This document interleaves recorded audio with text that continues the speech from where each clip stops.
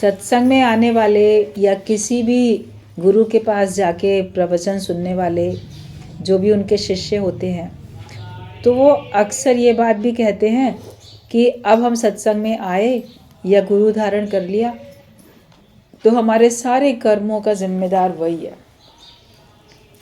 कई लोग भगवान के ऊपर भी कह देते हैं कि हमारे सारे जो भी कर्म है भगवान ही तो कराते हैं सब, बिना भगवान की मर्जी के एक पत्ता भी नहीं हिलता, तो भगवान ही कराते हैं सब, तो हमारे सारे कर्मों के लिए वही जिम्मेदार है।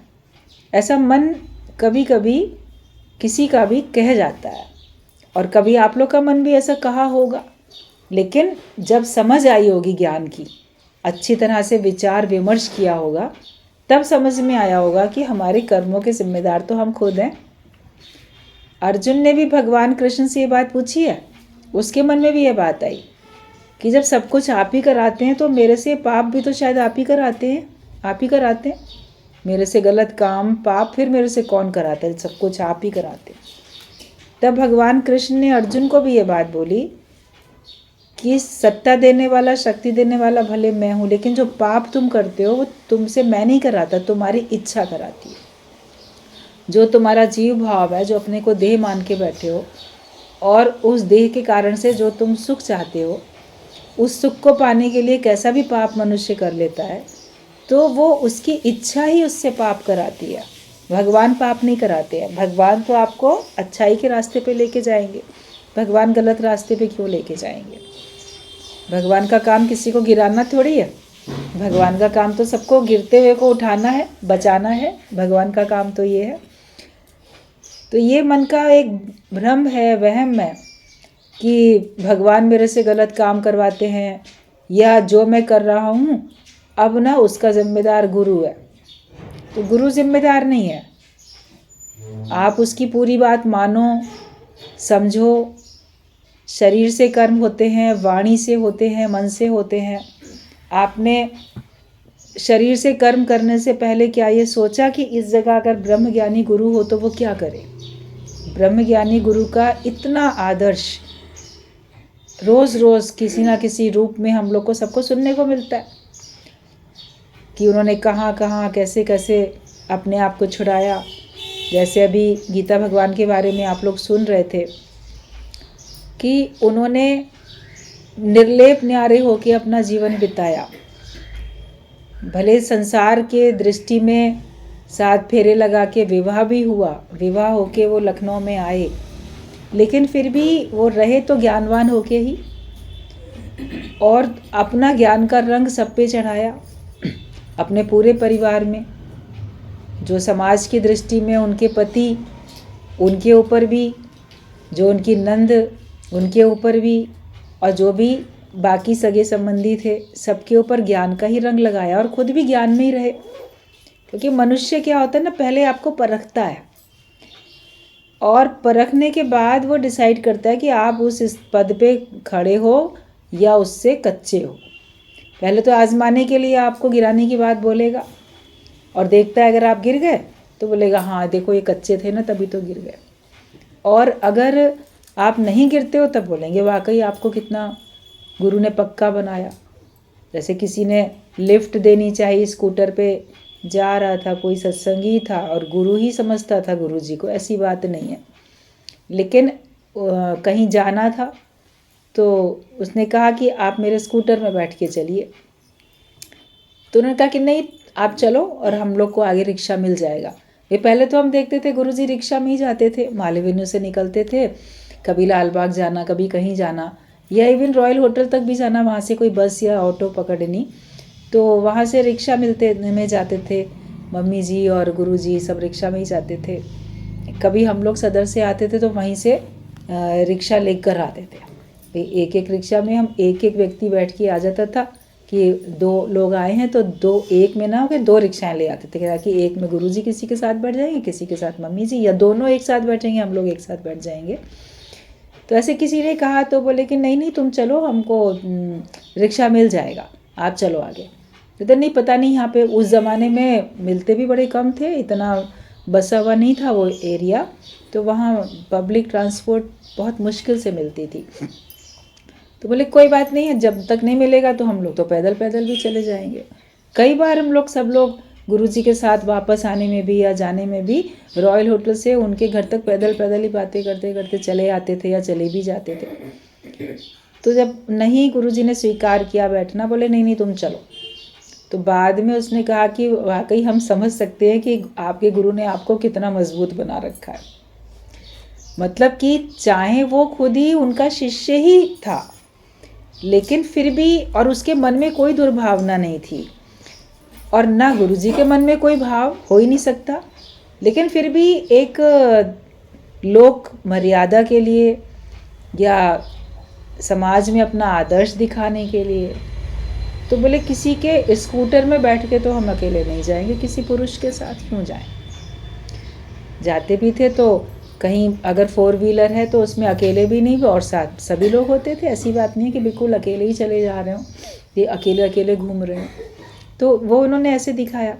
कहीं देखिए किसी की बड़ी मजबूरी हो जाती है, कभी कोई एक जिनको पैरों में बहुत प्रॉब्लम थी, उनके दोनों घुटनों का समझो मान लो ऑपरेशन हो गया था कि होना था या नहीं चल पाते थे, और कहीं कोई 4 व्हीलर भी नहीं है किसी के पास, और उनको सत्संग के लिए कहीं जाना है।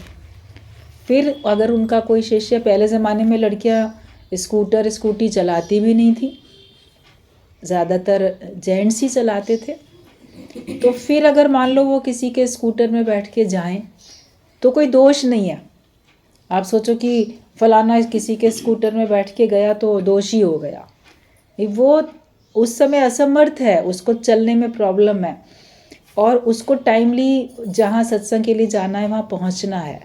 तो हर एक की अपनी अपनी समय की मांग होती है, हर एक की अपनी अपनी स्थिति होती है कि कौन अंदर से हर एक जानता है कि मैं अपना सुख ले रहा हूँ या अपने पैसे बचा रहा हूँ या अपना मैं ईगो अपनी सेटिस्फाइड करता हूँ कि मुझे तो लिफ्ट देने वाले बहुत हैं। अलग अलग तरीके से लोग अपनी अपनी बात को अंदर में खुद ही जानते हैं। मगर जैसे गीता भगवान की बात चल रही थी तो उन्होंने बहुत त्याग तपस्या की। जितना कोई करता है गुरु उससे और अधिक करवाता है। भगवान भी आप देखो, जो जितना दुख सह लेता है तो भगवान भी कभी उसके आगे और दुख देते हैं। तो मनुष्य बोलता है कि भगवान इसको इतने दुख क्यों दे रहा है, तो भगवान ये देखते रहते हैं कि ये कितना सह सकता है, ये कितनी तपस्या कर सकता है, और उससे सहने से, तपस्या में रहने से वो मजबूत बनता है। कभी लोग तो दुख से घबरा के भगवान की भक्ति करना छोड़ देते हैं। अरे नहीं नहीं, भगवान की भक्ति पूजा नहीं करेंगे। जो लोग बहुत भगवान की भक्ति करते हैं भगवान उनको बड़े दुख देते हैं, तो उस दुखों के कारण से लोग पूजा पाठ ही छोड़ देते हैं, भक्ति छोड़ देते हैं। कई लोग ऐसे भी हो सकते हैं जो सत्संग में भी आना छोड़ दें कि सत्संग में जाते थे और तो भी हमको इतने कष्ट मिले तो अब तो हम सत्संग में ही नहीं जाएंगे।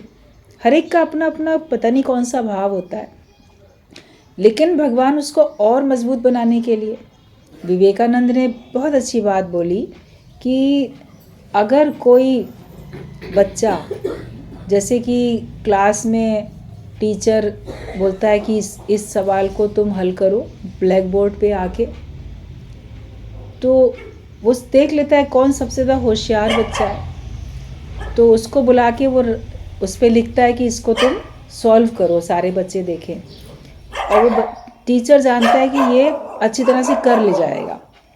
तो कभी उसके सिलेबस में नहीं भी है, एक क्लास बड़े जब नेक्स्ट में जाएगा वहाँ उसको वो पढ़ाया जाएगा या और आगे पढ़ाया जाएगा, तो वो देखता है कि यहाँ तक का तो ये कर ही लेता है, तो इससे और कठिन सवाल इसको क्यों ना हम देखें ये कर पाएगा कि नहीं कर पाएगा।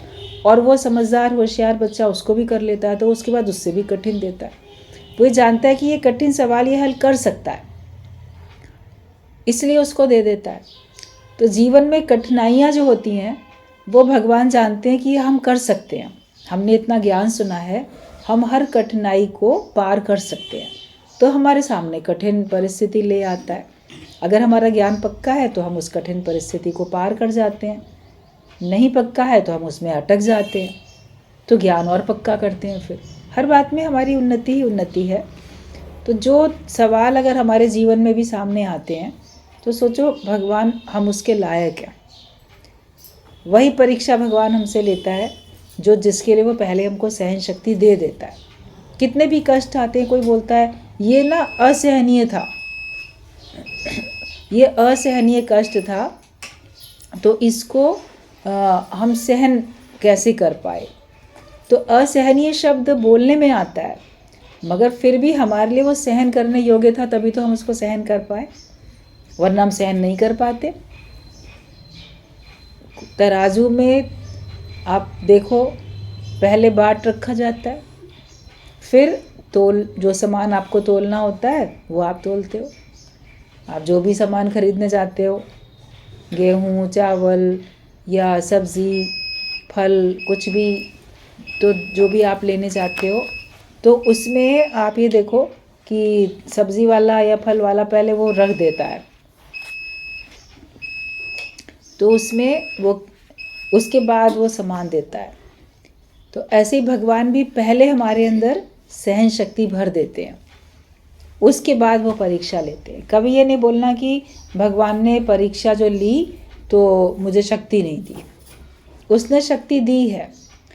और ख़ास करके ज्ञान में आने वालों के सामने एक बड़ी चुनौती होती है, और ये उनका भगवान की ओर से अंतिम जन्म होता है, जिसकी वजह से वो हमको सारे दुख भी सुख भी सब इसी जन्म में हमारे सामने ले आता है, और उसमें फिर हम पास हो जाते हैं, या उनका फल भोग के हमारे वो कर्मों का खाता फिर खाली हो जाता है। तो कभी ये नहीं सोचो कि ये बड़ी कठिन बात है, लेकिन मंजिल तो वही है। कहते मंजिल तो तेरी दूर है पर जाना ज़रूर है। हमारी मंजिल हमको गुरु दिखा देता है कि हमको कैसी भी परीक्षा आएगी सामने, तो उससे हमको पार होना ही पड़ेगा, उसमें हम पार लगेंगे जाके। और गुरु अपने जीवन में पहले करके दिखाता है, तब वो दूसरे को उपराम कर सकता है। आपने खुद ही नहीं किया होगा तो आप दूसरे को किस मुख से बोल सकते हो। गीता भगवान को उनके गुरु ने, वो लक्ष्मी भगवान को अपना गुरु मानते थे, उन्हीं की आज्ञा में चलते थे, क्योंकि ये था कि दादाजी तो उनके शरीर रूप से पिता थे, कि वो तो पिता और पुत्री का नाता है, तो उसमें पूरा गुरु और शिष्य का भाव नहीं पड़ सकता। तो उन्होंने आप समान, जो दादा भगवान की बिल्कुल आप समान उनकी शिष्या थी शुरू से ही, लक्ष्मी भगवान जिनको सब लोग कहते, तो उनको अपना गुरु मान के चले। तो वो फिर बीच बीच में कुछ कुछ ऐसे कह के गीता भगवान को आजमा लेती थी, ऐसा कह दिया वैसा कह दिया। एक सहज में, गुरु भी सहज में ही परीक्षा लेते हैं। उससे उसमें देखा कि गीता भगवान हर बात में पास होते चले जाते थे, कभी विचलित नहीं होते थे, जो बोल दें, और वो हर बात में पास हुए। लक्ष्मी भगवान ने खुद अपने जीवन में उतना अपने को उपराम करके दिखाया। एक बार उनके बारे में सत्संग में बात चल रही थी, कभी कभी कोई घटना होती है तो एग्जाम्पल दिए जाते हैं, संतों के उदाहरण, ब्रह्मज्ञानियों के उदाहरण दिए जाते हैं। तो जब बताया गया तो जो सुनने वाले लोग थे उनका मन हिल गया एकदम, ऐसा कैसे हो सकता है, इतनी कठोरता क्या ब्रह्मज्ञानी में हो सकती है। तो हमें कठोरता दिखती है, मगर जिसने सामने देखा उसने सहजता से किया, उसका मन इतना उपराम था।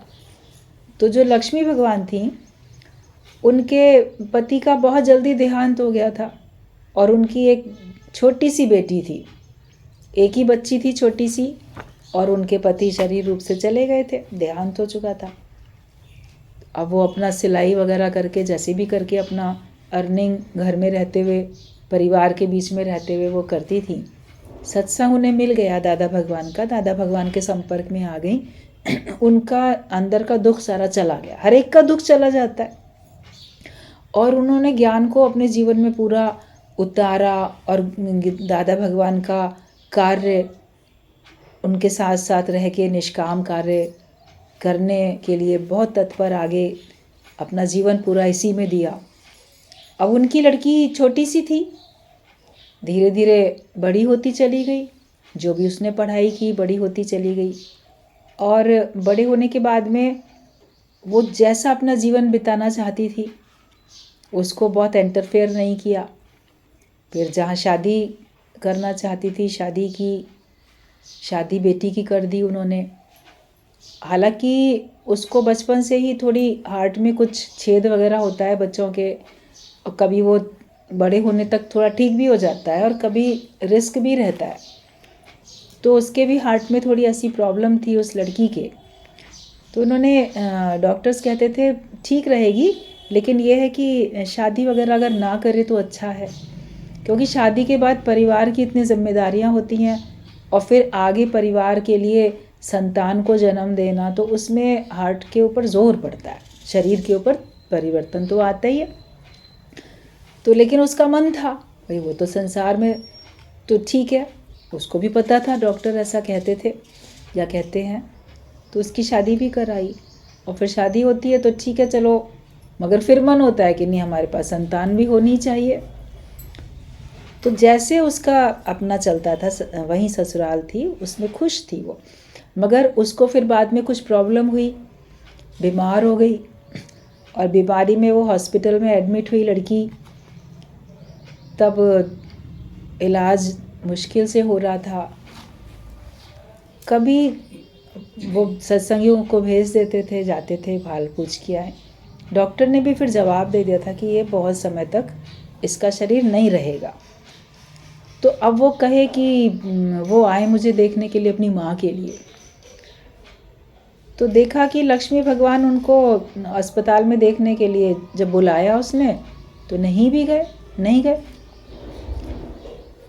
क्योंकि और सत्संग और काम जो भी मान लो बोलते थे कि हम जाएंगे बार बार तो हमको वो माँ करके ही तो देखेगी, तो उसको अंत में भगवान तो याद नहीं आएंगे, उसको अंत में माँ याद आएगी।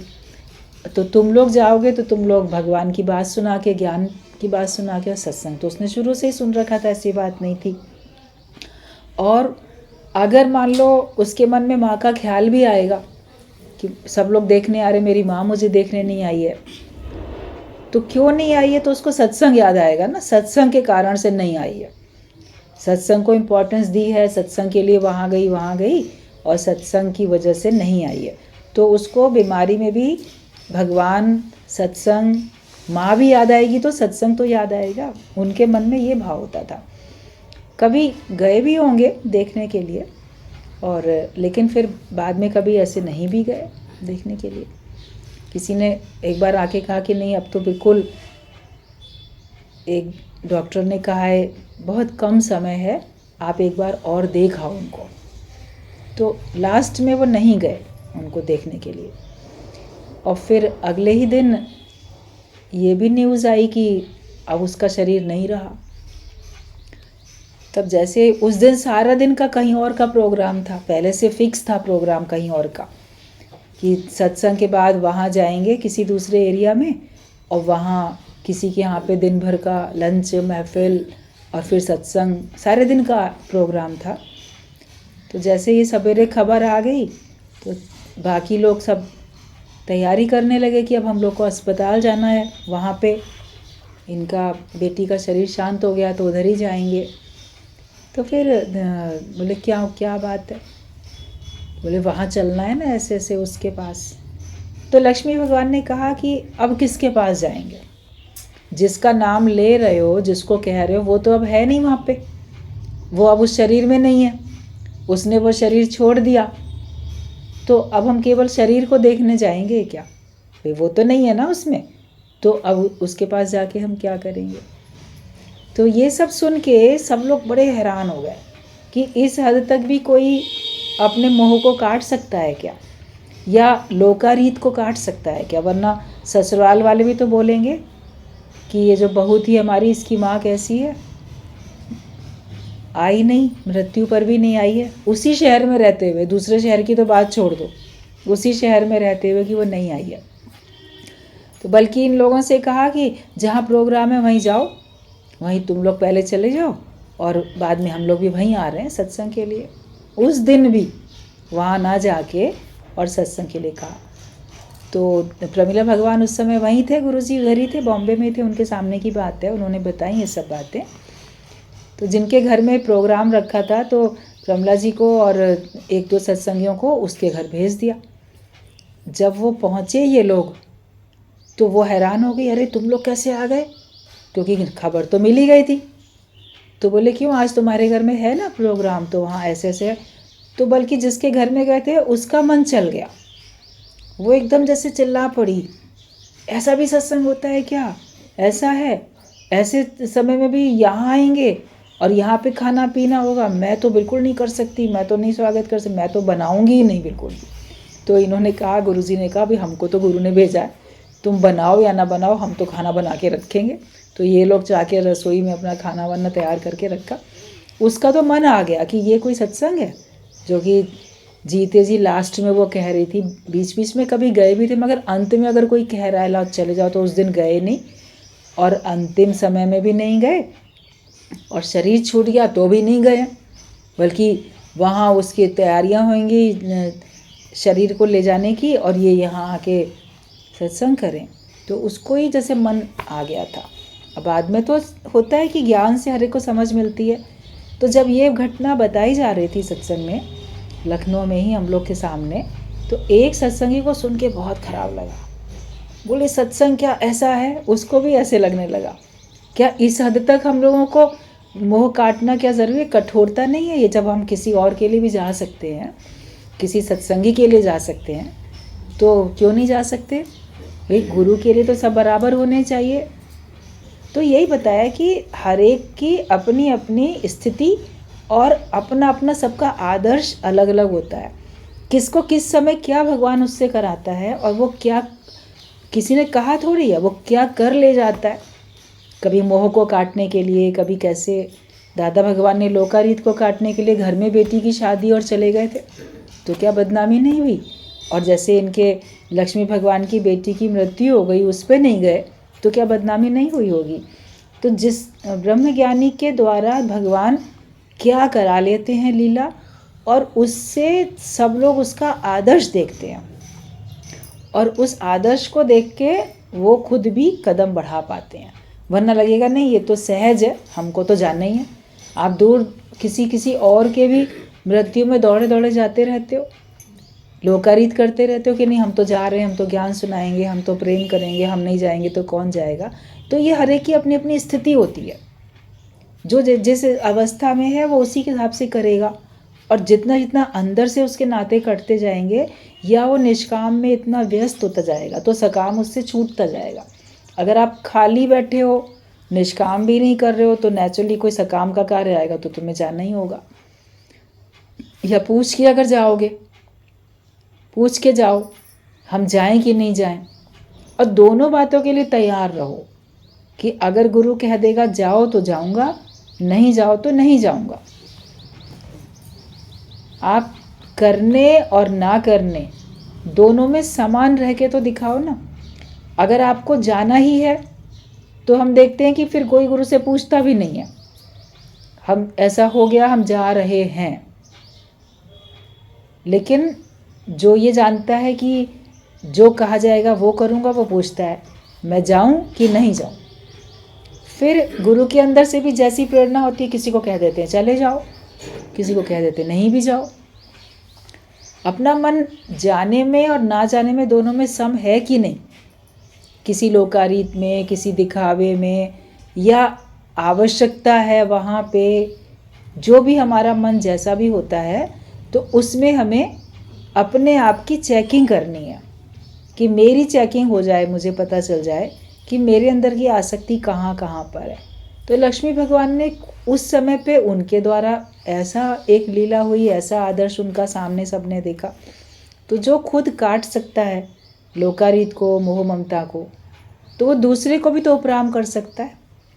तो उन्होंने भी तो फिर इसीलिए गीता भगवान को कहा कि अगर कोई और तुम्हारे पास में आके बैठता उसी पलंग पे या चारपाई पर, तो क्या तुमको अच्छा लगता भाई? कोई और पर पुरुष अगर आके बैठता तो उसको फिर सामने कोई कुर्सी देते ना बैठने के लिए, तो तुम उधर बैठे या वो उधर आके मान लो बैठे, कहीं और जगह नहीं दिख रही थी, तो वहीं पायत की तरफ किनारे पे आके श्याम भगवान बैठ गए, गीता भगवान की ही चारपाई पे। तो उन्होंने बाद में कहा ये बात कि तुमने क्यों नहीं कहा कि जाके कोई और कुर्सी पे बैठो। मतलब कि अंदर सूक्ष्म में है कि हाँ मेरा है, मेरा पति है, बैठ गया तो क्या हो गया। गुरु हमारे अंदर की इतनी सूक्ष्म से सूक्ष्म भावनाओं को भी काटता है, ख़त्म करता है।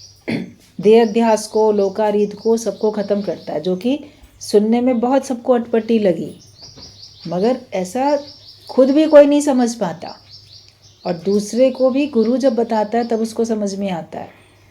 और ब्रह्मज्ञानी सहज रहता है, उसके लिए कोई और शिष्य भी अगर बैठ जाएगा तो वो संतान समान है, कोई फ़र्क थोड़ी पड़ता है। लेकिन फिर भी एक आदर्श जो होता है वो कब कैसा कौन देखे, किसके हिसाब से क्या चले, तो गुरु हमारे को बहुत सावधानी सिखाता है, कर्मों के प्रति हमको बहुत सावधान करता है कि आप सत्संग में आ चुके हो तो तुम्हारा एक एक कर्म जांचा जाएगा, परखा जाएगा। भगवान भी जांचेंगे, भगवान भी परखेंगे, गुरु भी जांचेगा, वो भी परखेगा, साध संगत भी, समाज भी, और जो आपके संपर्क में नहीं है, आपके अड़ोस पड़ोस के और लोग भी आपके मान लो शत्रुता करने वाले हैं, वैरी हैं, वो भी आपके सामर्थ्य को जांचेंगे।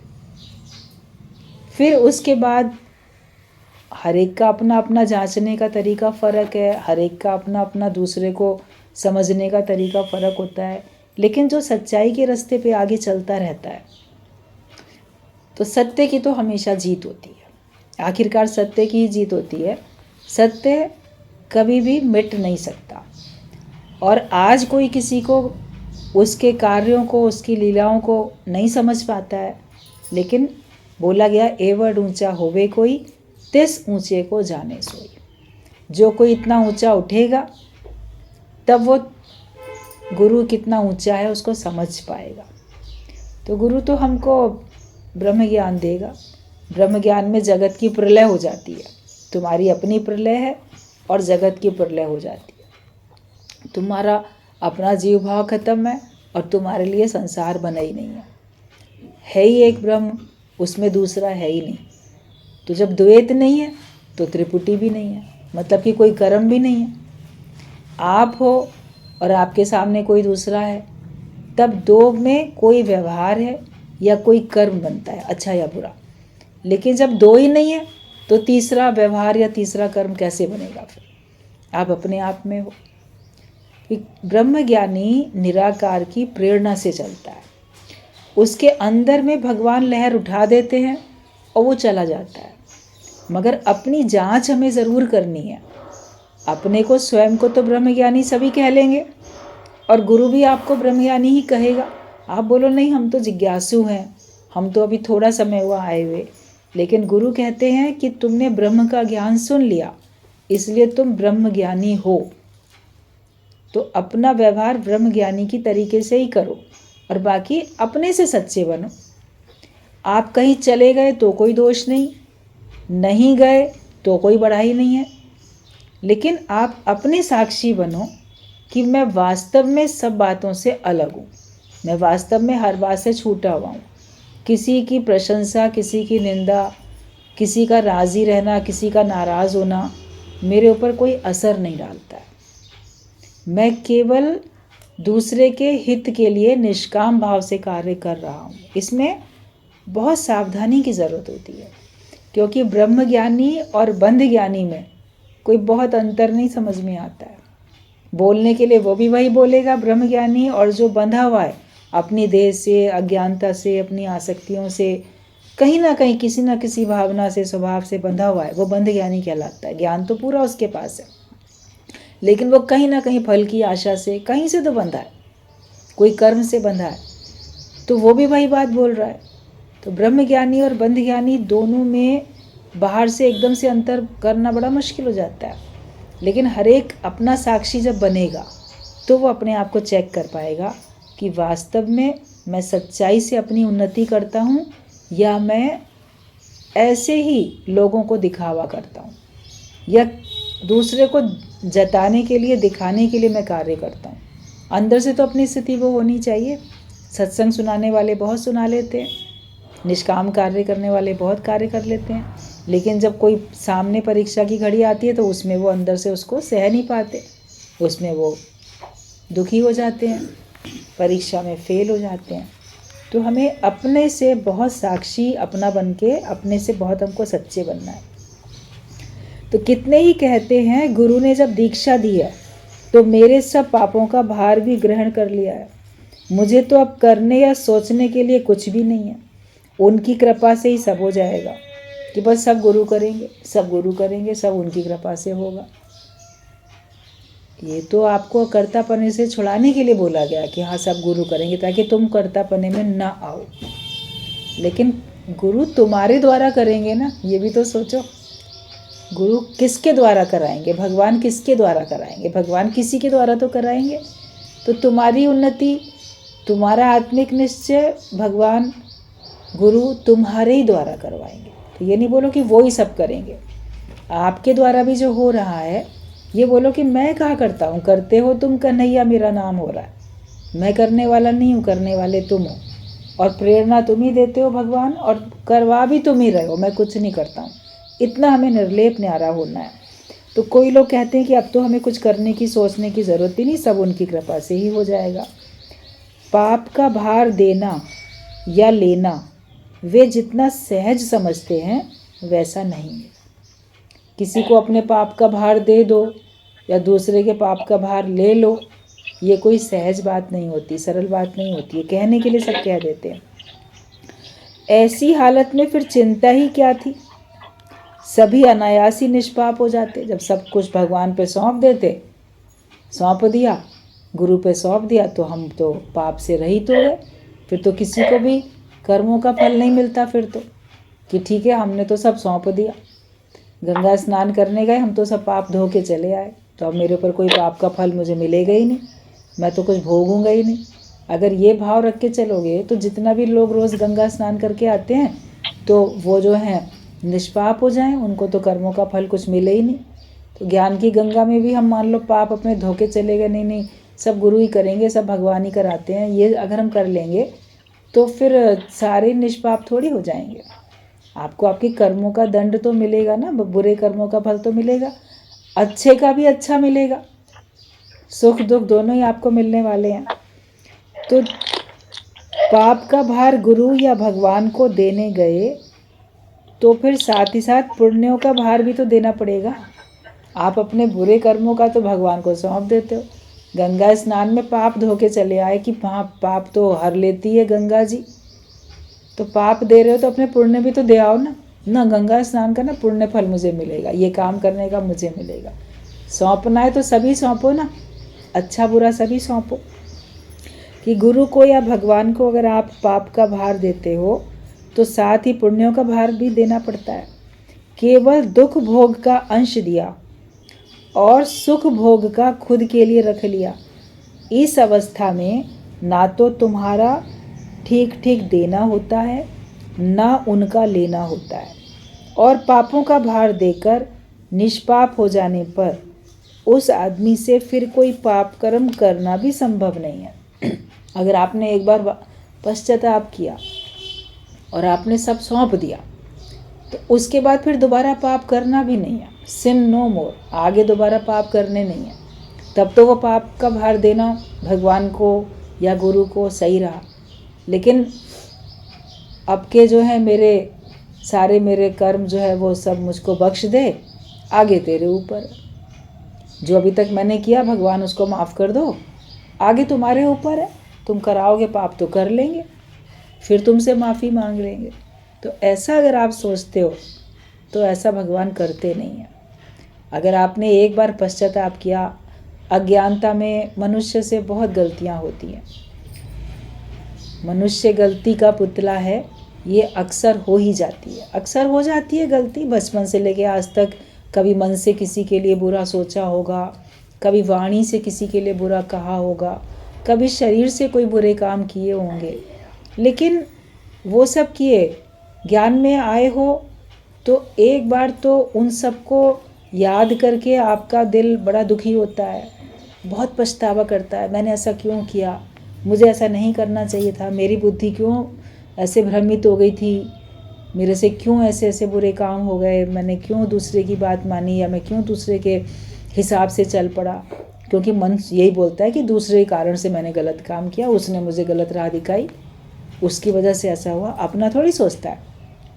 तो मान लो मन पछताता भी है कि क्यों मेरे से हुआ, बहुत दुखी होता है, बहुत पश्चाताप करता है, और फिर संकल्प लेता है कि नहीं भगवान, अब जो मेरे से हो गया उसको भुला दो, उसको माफ़ कर दो, आगे से मैं नहीं करूँगा।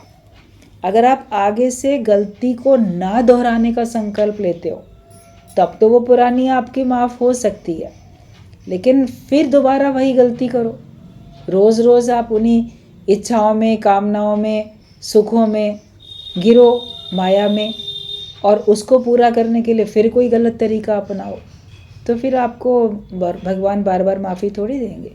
एक बार आपने पश्चाताप कर लिया तो आपको फिर दोबारा गलती करनी नहीं है। जो गलती को ना दोहराए उसे इंसान कहते हैं, उसे भगवान कहते हैं।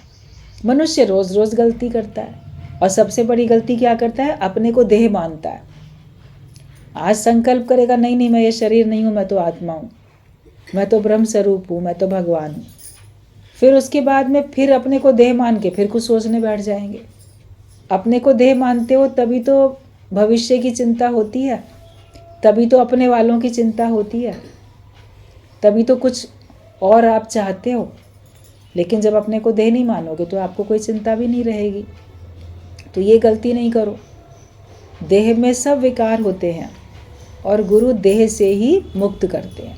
वो हमको जीव भाव से छुड़ा देते हैं, अपने ज्ञान से हम जीव भाव से छूट जाते हैं। तो हमें गलती को दोबारा दोहराना नहीं है।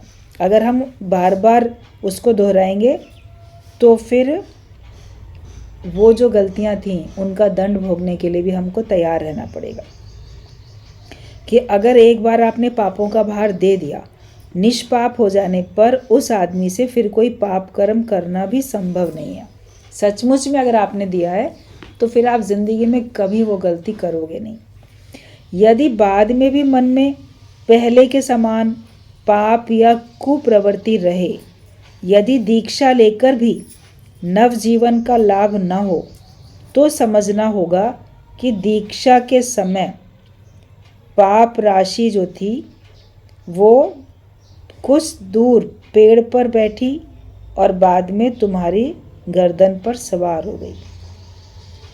आपने जिस समय गुरु से ज्ञान लेते हो, दीक्षा ली या मंत्र लिया, तो सोचो जो पाप करने वाली प्रवृत्ति थी ना, उस समय कहीं दूर किसी पेड़ पे बैठी, जैसे कोई भूत प्रेत होता है ना, किसी पेड़ पे बैठा है, तो फिर उसके बाद आप चले तो वापस आपके सर पे वो सवार हो जाए। विक्रम बेताल की बड़ी कहानियाँ बचपन में हम लोग पढ़ते थे, तो वो उसके सर पे सवार हो जाता था वो बेताल। कुछ उसको समस्या देता था, वो समस्या का समाधान करे तो वो जाके पेड़ पे बैठ जाता था, चला गया, लेकिन फिर आ जाता था वो कि नहीं अब तुम बताओ, समस्या का समाधान करो अब तुम। तो हम ज्ञान सुनते हैं, उस समय हमको लगता है कि नहीं हम तो बिल्कुल निष्पाप हो गए हैं, लेकिन फिर जो पाप कराने वाली जो प्रवृत्ति है, मतलब जीव भाव है, सुख बुद्धि है, ये आपके ऊपर सर पे फिर सवार हो जाती है, अज्ञान फिर सवार हो जाता है, और उस अज्ञान के कारण से हम फिर से पाप करते रहते हैं। गुरुजी बोलते थे कि जैसे गंगा स्नान में जाते हैं लोग, तो स्नान करने के बाद जब बाहर निकल के आए तो अपने कपड़े पहने, अपने चप्पल पहने निकल के चले, तो समझो पाप तो उन्हीं में चिपके रहते हैं।